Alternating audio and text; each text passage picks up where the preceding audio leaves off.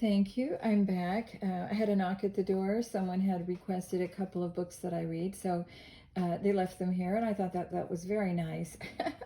So I'm always open to suggestions, and that serves as a good reminder. But anyway, I will pick up where we left off, Chapter 2, The Origin of Fear. The psychological condition of fear is divorced from any concrete and true immediate danger.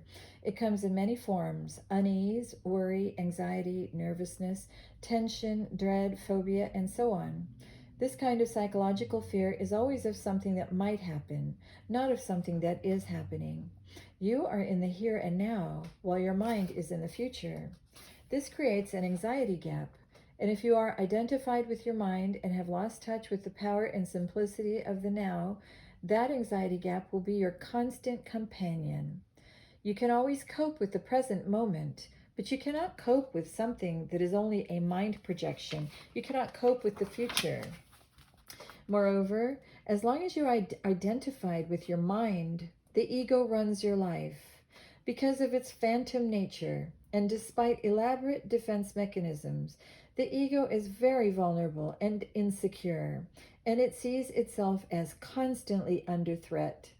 This, by the way, is the case even if the ego is outwardly very confident. Now remember that an emotion is the body's reaction to your mind. What message is the body's receiving continuously from the ego, the false mind-made self? Danger. I am under threat. And what is the emotion generated by this continuous message? Fear, of course. Fear seems to have many causes: fear of loss, fear of failure, fear of being hurt, and so on. But ultimately, all fear is the ego's fear of death, of annihilation. To the ego, death is always just around the corner. In this mind-identified state, fear of death affects every aspect of your life. For example, even such a seemingly trivial and normal thing as the compulsive need to be right in an argument and make the other person wrong, defending the mental position with which you have identified, is due to the fear of death. If you identify with the mental position, then if you are wrong, your mind-based sense of self is seriously threatened with annihilation. So you, as the ego, cannot afford to be wrong. To be wrong is to die. Wars have been fought over this, and countless relationships have broken down. Once you have disidentified from your mind, whether you are right or wrong makes no difference to yourself or your sense at all. So the forcefully compulsive and deeply unconscious need to be right, which is a form of violence, will no longer be there. You can state clearly and firmly how you feel or what you think, but there will be no aggressiveness or defensiveness about it. Your sense of self is then derived from a deeper and truer place within yourself, not from the mind. Watch out for any kind of defensiveness within yourself. What are you defending? An illusory identity, an image in your mind, a fictitious entity. By making this pattern conscious, by witnessing it, you disidentify from it. In the light of your consciousness, the unconscious pattern will then quickly dissolve. This is the end of all arguments and power games, which are so coercive to relationships. Power over others is weakness disguised as strength. True power is within, and it is available to you now. The mind always seeks to deny the now and to escape from it. In other words, the more you are identified with your mind, the more you suffer. Or you may put it like this: the more you are able to honor and accept the now, the more you are free of pain or suffering and free of the egoic mind. If you no longer want to create pain for yourself and others, if you no longer want to add to the residue of past pain that still lives on in you, then don't create any more time or at least no more than is necessary to deal with the practical aspects of your life. How to stop creating time? Realize deeply that the present moment is all you ever have. Make the now the primary focus of your life. Whereas before you dwelt in time and paid brief visits to the now, have your dwelling place in the now and pay brief visits to past and future when required to deal with the practical aspects of your life situation. Always say yes to the present moment. End the delusion of time. Here is the key. End the delusion of time. Time and mind are inseparable. Remove time from the mind and it stops, unless you choose to use it. To be identified with your mind is to be trapped in time, the compulsion to live almost exclusively through memory and anticipation. This creates an endless preoccupation with past and future and an unwillingness to honor and acknowledge the present moment and allow it to be. The compulsion arises because the past gives you an identity and the future holds the promise of salvation, of fulfillment in whatever form. Both are illusions. The more you are focused on time, past and future, the more you miss the now, the most precious thing there is. Why is it the most precious thing? Firstly, because it is the only thing. It's all there is. The eternal present is the space within which your whole life unfolds, the one factor that remains constant. Life is now. There was never a time when your life was not now, nor will there ever be. Secondly, the now is the only point that can take you beyond the limited confines of the mind. It is your only point of access into the timeless and formless realm of being. Have you ever experienced, done, thought, or felt anything outside the now? Do you think you ever will? Is it possible for anything to happen or be outside the now? The answer is obvious. It is not. Is it not? Sorry. Nothing ever happened in the past. It happened in the now. Nothing will ever happen in the future. It will happen in the now. The essence of what I am saying here cannot be understood by the mind. The moment you grasp it, there is a shift in consciousness from mind to being, from time to presence. Suddenly, everything feels alive, radiates energy, emanates being. And I just want to pause there for a moment. Isn't that a liberating feeling? Isn't that truly a wonderful, wonderful thing? You know, that's very biblical too, because I remember when Jesus said, you know, today is sufficient for the troubles thereof. Tomorrow is promised to no man. And that always kept with me. And so I always try to stay focused on the now, the here and the now, the present. And I tell you what, it makes me very, very happy to do so. Okay, continuing in chapter 3, entering the now.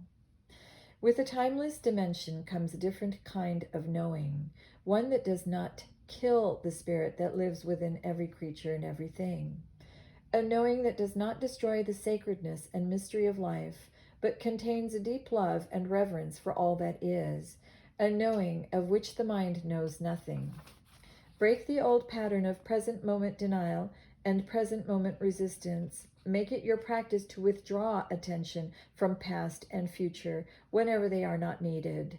Step out of the time dimension as much as possible in everyday life. If you find it hard to enter the now directly, start by observing the habitual tendency of your mind to want to escape from the now. You will observe that the time is usually imagined as either better or worse than the present. If the imagined future is better, it gives you hope or pleasurable anticipation.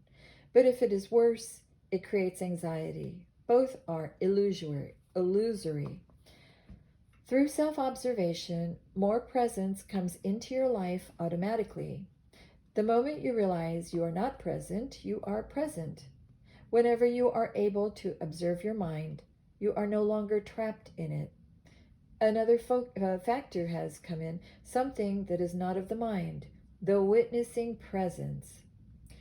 Be present as the watcher of your mind, of your thoughts, your emotions, as well as your reactions in various situations. Be at least as interested in your reactions as in the situation or person that causes you to react. Notice how often your attention is in the past or the future. Don't judge or analyze what you observe. Just watch the thought, feel the emotion, observe the reaction. Don't make a personal problem out of them. You will then feel something more powerful than any of those things that you observe. The still, observing presence, itself behind the content of your mind, the silent watcher.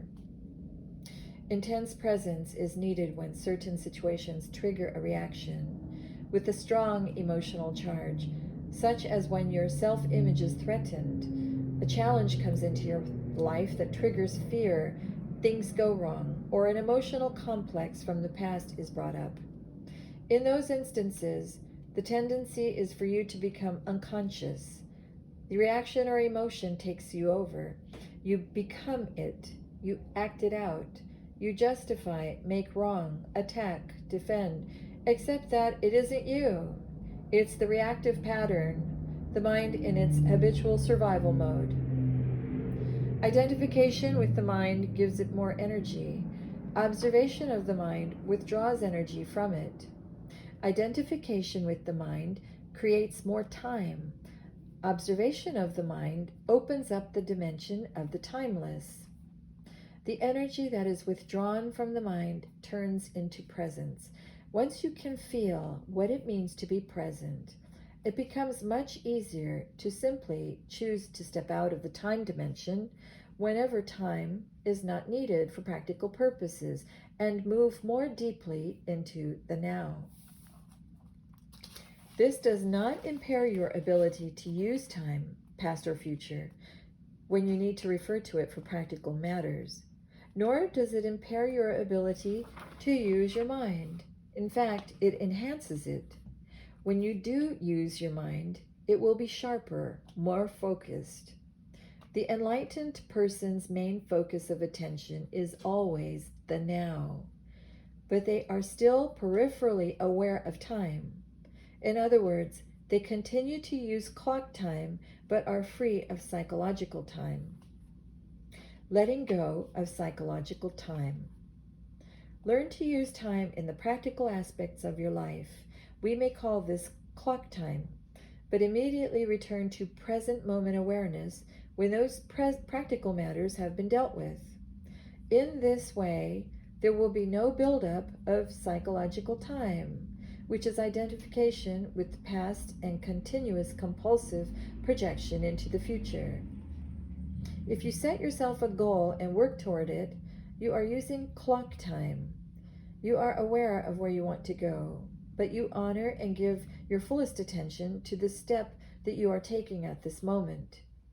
If you then become excessively focused on the goal, perhaps because you are seeking happiness, fulfillment, or a more complete sense of self in itself, the now is no longer honored. It becomes reduced to a mere stepping stone to the future with no intrinsic value. Clock time then turns into psychological time. Your life's journey is no longer an adventure, just an obsessive need to arrive, to attain, to make it. You no longer see or smell the flowers by the wayside either, nor are you aware of the beauty and the miracle of life that unfolds all around you when you are present in the now. Are you always trying to get somewhere other than where you are? Is most of your doing just a means to an end?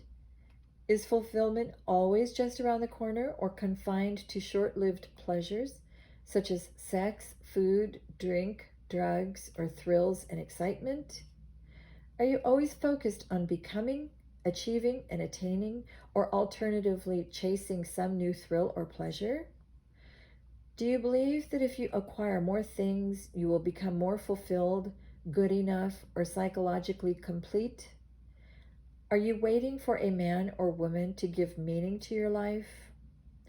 In the normal, mind-identified or an unenlightened state of consciousness, the power and infinite creative potential that lie concealed in the now are completely obscured by psychological time. Your life then loses its vibrancy, its freshness, its sense of wonder. The old patterns of thought, emotion, behavior, reaction, and desire are acted out in endless repeat performances, a script in your mind that gives you an identity of sorts, but distorts or covers up the reality of the now. The mind then creates an obsession with the future as an escape from the unsatisfactory present. What you perceive as future is an intrinsic part of your state of consciousness now. If your mind carries a heavy burden of past, you will experience more of the same. The past perpetuates itself through lack of presence. The quality of your consciousness at this moment is what shapes the future, which, of course, can only be experienced as the now.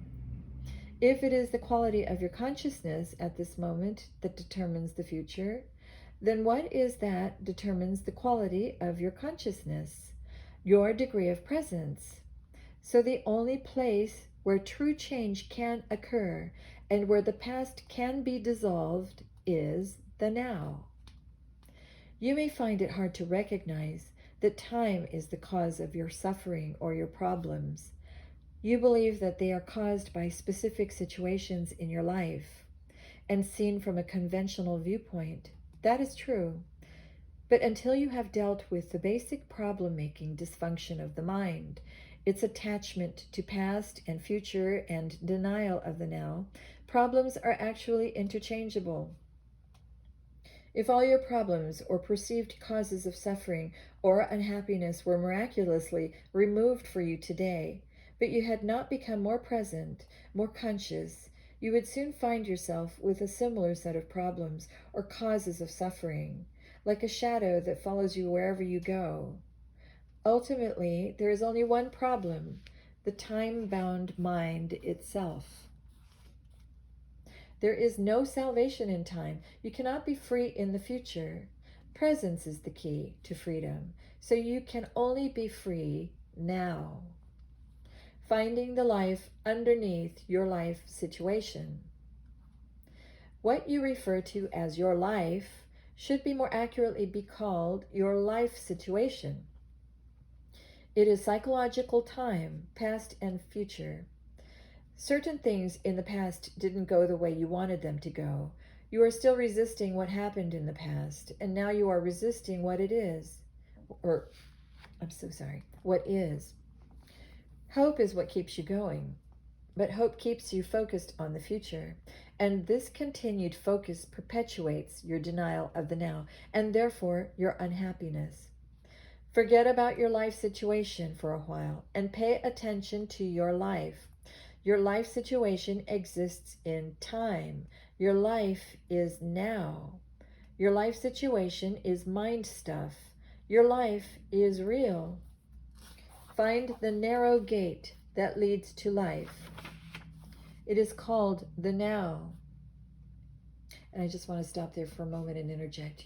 Jesus, remember, telling us that strive to enter through the straight gate, for wide is the gate that leads to destruction, and many there are that go in thereat, but narrow is the gate that leads to life, and few there be that find it. So I just wanted to interject and add that because that thought came to mind as I was reading this. Okay, back to where we were. Your situation, your life situation, may be full of problems. Most life situations are. But find out if you have any problem at this moment. Not tomorrow or in 10 minutes, but now. Do you have a problem now? When you are full of problems, there is no room for anything new to enter, no room for a solution. So whenever you can, make some room, create some space, so that you find the life underneath your life situation. Use your senses fully. Be where you are. Look around. Just look. Don't interpret. See the light, shapes, colors, textures. Be aware of the silent presence of each thing. Be aware of the space that allows everything to be. Listen to the sounds. Don't judge them. Listen to the silence underneath the sounds. Touch something, anything, and feel and acknowledge its being.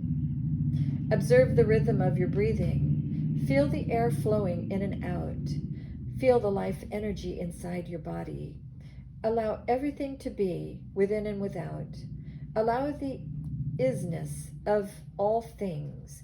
Move deeply into the now. You are leaving behind the deadening world of mental abstraction of time.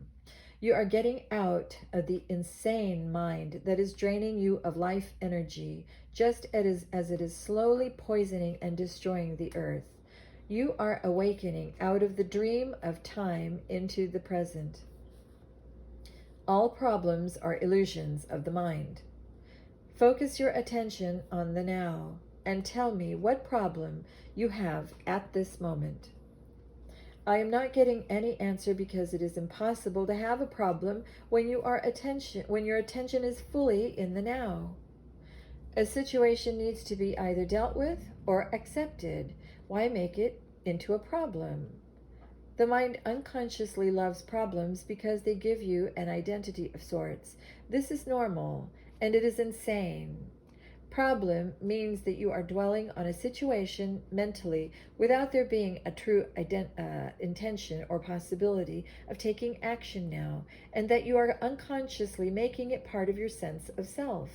You become so overwhelmed by your life situation that you lose your sense of life, of being, or you are carrying in your mind the insane burden of 100 things that you will or may have to do in the future, instead of focusing your attention on the one thing that you can do now. When you create a problem, you create pain. All it takes is a simple choice, a simple decision. No matter what happens, I will create no more pain for myself. I will create no more problems. Although it is a simple choice, it is also very radical. You won't make that choice unless you are truly fed up with suffering, unless you have truly had enough. And you won't be able to go through with it unless you accept the power of the now. If you create no more pain for yourself, then you create no more pain for others. You also no longer contaminate the beautiful earth, your inner space, and the collective human psyche with the negativity of problem making. Should a situation arise that you need to deal with now, your action will be clear and incisive if it arises out of present moment awareness.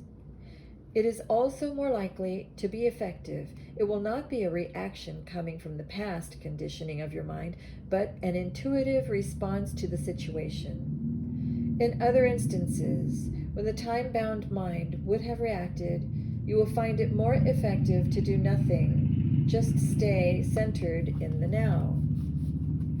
The joy of being.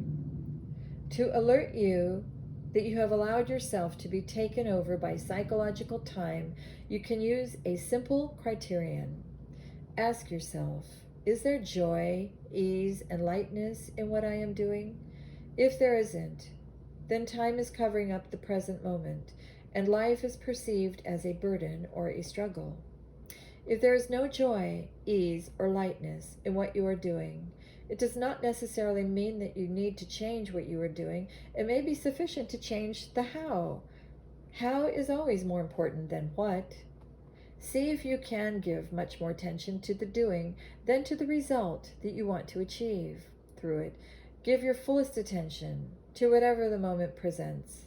This implies that you also completely accept what is, because you cannot give your full attention to something and at that same time resist it.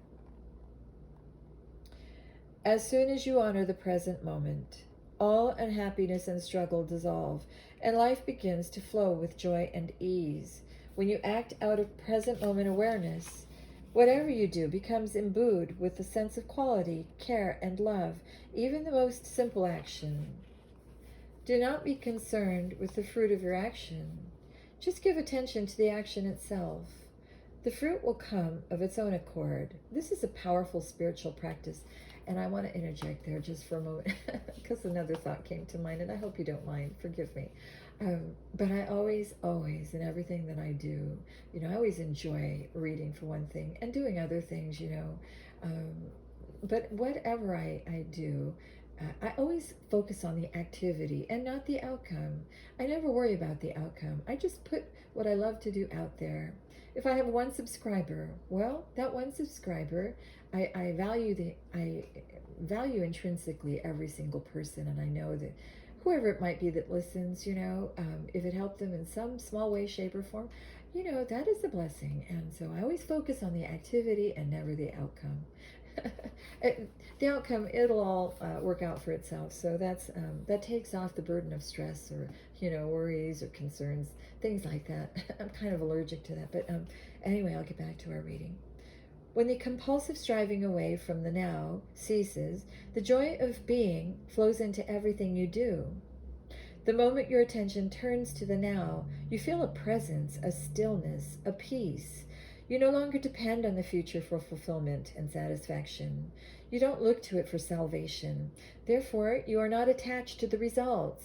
Neither failure nor success has the power to change your inner state of being. You have found the life underneath your life situation. In the absence of psychological time, your sense of self is derived from being, not from your personal past. Therefore, the psychological need to become anything other than who you are already is no longer there. In the world, on the level of your life situation, you may indeed become wealthy, knowledgeable, successful, free of this or that, but in the deeper dimension of being, you are complete and whole now.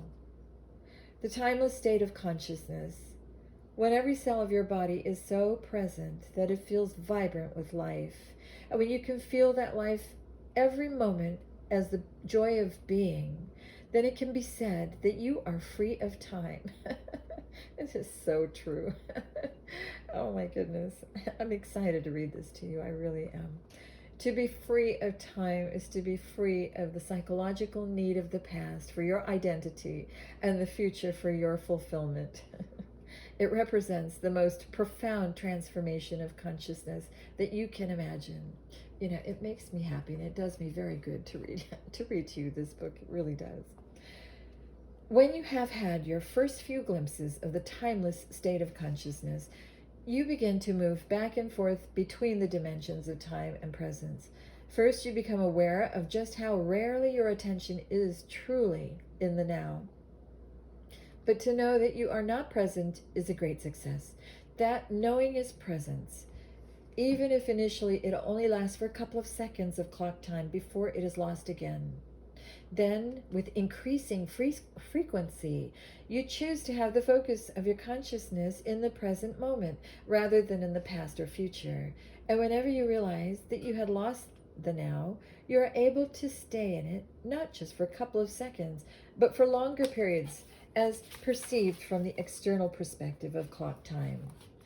So, before you are firmly established in the state of presence, which is to say, before you are fully conscious, you shift back and forth for a while between consciousness and unconsciousness, between the state of presence and the state of mind identification. You lose the now, and you return to it again and again. Eventually, presence becomes your predominant state. Chapter 4, Dissolving Unconsciousness. It is essential to bring more consciousness into your life in ordinary situations when everything is going relatively smooth. In this way, you grow in presence power. It generates an energy field in you and around you of a high vibrational frequency. No unconsciousness, no negativity, no discord or violence can enter that field and survive, just as darkness cannot survive in the presence of light. When you learn to be the witness of your thoughts and emotions, which is an essential part of being present, you may be surprised when you first become aware of the background static of ordinary unconsciousness and realize how rarely, if ever, you are truly at ease within yourself. On the level of your thinking, you will find a great deal of resistance in the form of judgment, discontent, and mental projection away from the now. On the emotional level, there will be an undercurrent of unease, tension, boredom, or nervousness. Both are aspects of the mind in its habitual resistance mode. Observe the many ways in which unease, discontent, and tension arise within through unnecessary judgment, resistance to what is, and denial of the now. Anything unconscious dissolves when you shine the light of consciousness on it. Once you know how to dissolve ordinary unconsciousness, the light of your presence will shine brightly, and it will be much easier to deal with deep unconsciousness whenever you feel it gravitationally pull. However, ordinary unconsciousness may not be easy to detect initially because it is so normal. Make it a habit to monitor your mental and emotional state through self-observation. Am I at ease at this moment? Is a good question to ask yourself frequently. Sorry, I hear people speaking loudly right outside my window. Or you can ask, what's going on inside me at this moment? Be at least as interested in what goes on inside you as what happens outside. If you get the inside right, the outside will fall into place. Primary reality is within, secondary reality without. But don't answer these questions immediately. Direct your attention inward. Have a look inside yourself. What kind of thoughts is your mind producing? What do you feel? Direct your attention into the body. Is there any tension? Once you detect that there is a low level of unease, the background static, see in what way you are avoiding, resisting, or denying life by denying the now. There are many ways in which people unconsciously resist the present moment. With practice, your power of self-observation, of monitoring your inner state, will become sharpened. Wherever you are, be there totally. Are you stressed? Are you so busy getting to the future that the present is reduced to a means of getting there? Stress is caused by being here, but wanting to be there, or being in the present, but wanting to be in the future. It's a split that tears you apart inside. Does the past take up a great deal of your attention? Do you frequently talk and think about it, either positively or negatively? The great things that you have achieved, your adventures or experiences, or your victim story and the dreadful things that were done to you, or maybe what you did to someone else. Are your thought processes creating guilt, pride, resentment, anger, regret, or self-pity?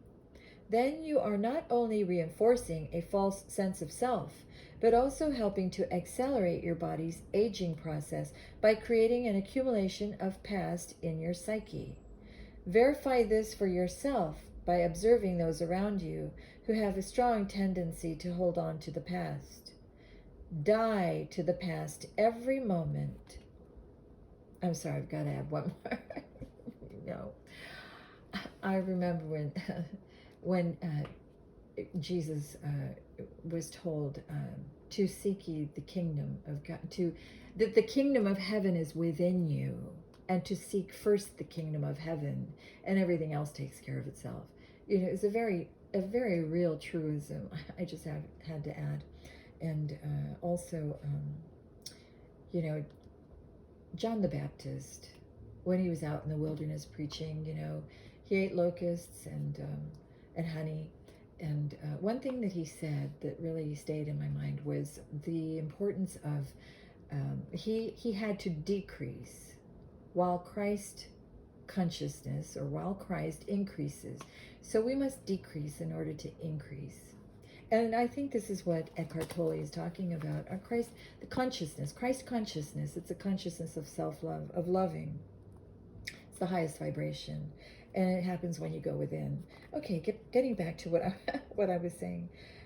Okay, verify this for yourself by observing those around you who have a strong tendency to hold on to the past.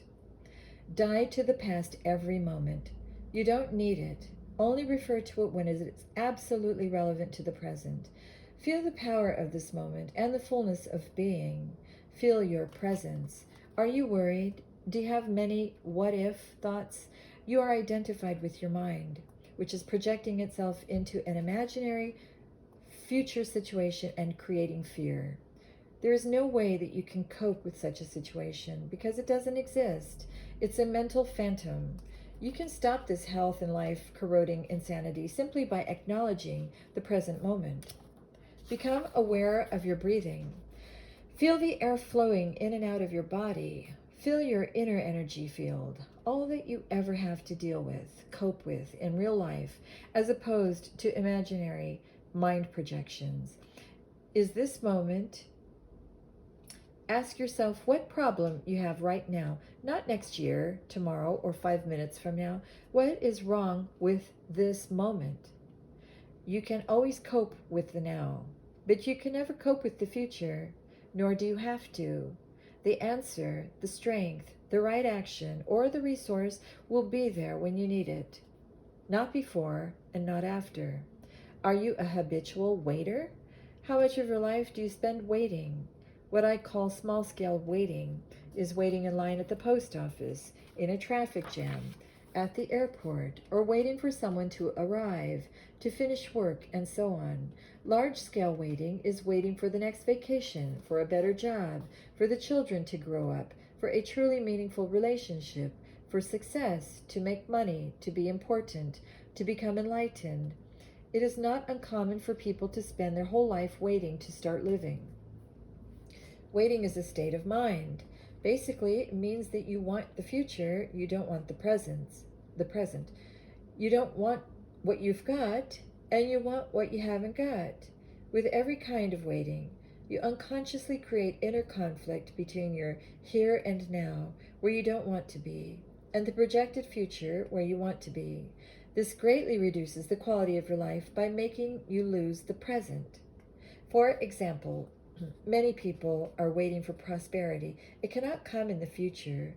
When you honor, acknowledge, and fully accept your present reality, where you are, who you are, what you are doing right now, when you fully accept what you have got, you are grateful for what you have got, grateful for what is, grateful for being. Gratitude for the present moment and this fullness of life now is true prosperity.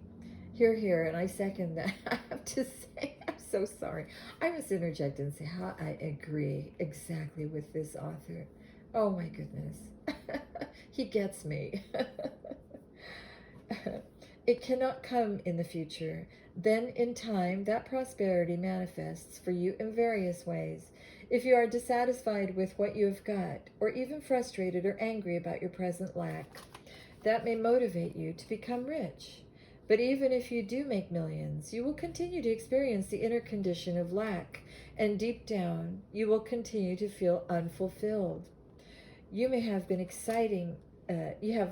you may have many exciting experiences that money can buy, but they will come and go and always leave you with an empty feeling and the need for further physical or psychological gratification. You won't abide in being, and so feel the fullness of life now. That alone is true prosperity. Give up waiting as a state of mind. When you catch yourself slipping into waiting, snap out of it. Come into the present moment. Just be and enjoy being. If you are present, there is never any need for you to wait for anything. So next time somebody says, "Sorry to have kept you waiting," you can reply, "That's all right. I wasn't waiting. I was just standing here enjoying myself." Enjoy in myself. And this is so true. Oh my goodness. These are just a few of the habitual mind strategies for denying the present moment that are part of ordinary unconsciousness. They are easy to overlook because they are so much a part of normal living, the background static of perpetual discontent. But the more you practice monitoring your inner mental emotional state, the easier it will be to know when you have been trapped in past or future, which is to say unconscious, and to awaken out of a dream of time into the present. But beware, The false, unhappy self, based on mind identification, lives on time. It knows that the present moment is its own death and so feels very threatened by it. It will do all it can to take you out of it. It will try to keep you trapped in time. Oh my goodness. In a sense, the state of presence could be compared to waiting. It is a qualitatively different kind of waiting, one that requires your total alertness. Something could happen at any moment, and if you're not absolutely awake, absolutely still, you will miss it. In that state, all your attention is in the now.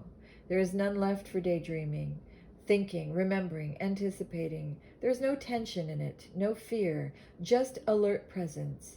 You are present with your whole being, with every cell of your body. In that state, the you that has a past and a future, the personality, if you like, is hardly there anymore, and yet nothing of value is lost. You are still essentially yourself. In fact, you are more fully yourself than you ever were before, or rather, it is only now that you are truly yourself. The past cannot survive in your presence. Whatever you need to know about the unconscious past in you, the challenges of the present will bring it out. If you delve into the past, it will become a bottomless pit. There's always more. You may think that you need more time to understand the past or become free of it. In other words, that the future will eventually free you of the past. This is a delusion. Only the present can free you of the past. More time cannot free you of time. Access the power of now. That is the key. The power of now is none other than the power of your presence, your consciousness, liberated from thought forms. So deal with the past on the level of the present. The more attention you give to the past, the more you energize it, and the more likely you are to make a self out of it.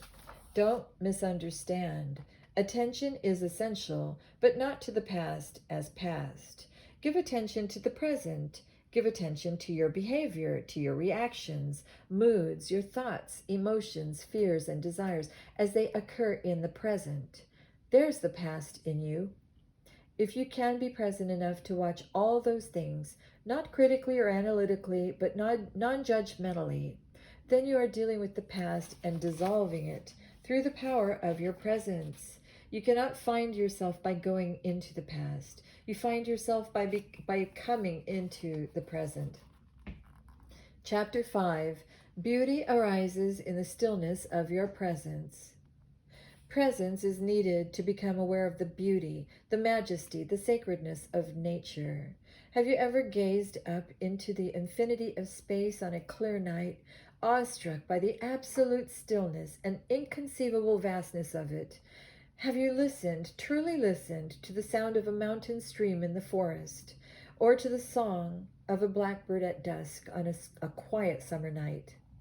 To become aware of such things, the mind needs to be still. You have to put down for a moment your personal baggage of problems, of past and future, as well as all your knowledge. Otherwise, you will see but not hear. Hear, but not hear. You will see but not see, hear but not hear. Your total presence is required. Beyond the beauty of the external forms, there is more here, something that cannot be named, something ineffable, some deep, inner, holy essence. Whenever and wherever there is beauty, this inner essence shines through somehow. It only reveals itself to you when you are present. Could it be that this nameless essence and your presence are one and the same? Would it be there without your presence? Go deeply into it. Find out for yourself. Realizing pure consciousness. Whenever you watch the mind, you withdraw consciousness from mind forms, which then becomes what we call the watcher or the witness. Consequently, the watcher, pure consciousness beyond form, becomes stronger, and the mental formations become weaker. When we talk about watching the mind, we are personalizing an event that is truly of cosmic significance. Through you, consciousness is awakening out of its dream of identification with form and withdrawing from form. This foreshadows, but is already part of, an event that is probably still in the distant future as far as chronological time is concerned. The event is called the end of the world. To stay present in everyday life, it helps to be deeply rooted within yourself. Otherwise, the mind, which has incredible momentum, will drag you along like a wild river. It means to inhabit your body fully, to always have some of your attention in the inner energy field of your body, to feel the body from within, so to speak. Body awareness keeps you present. It anchors you in the now. The body that you can see and touch cannot take you into being, but that visible and tangible body is only an outer shell, or rather a limited and distorted perception of a deeper reality. In your natural state of connectedness with being, this deeper reality can be felt every moment as the invisible inner body, the animating presence within you. So to inhabit the body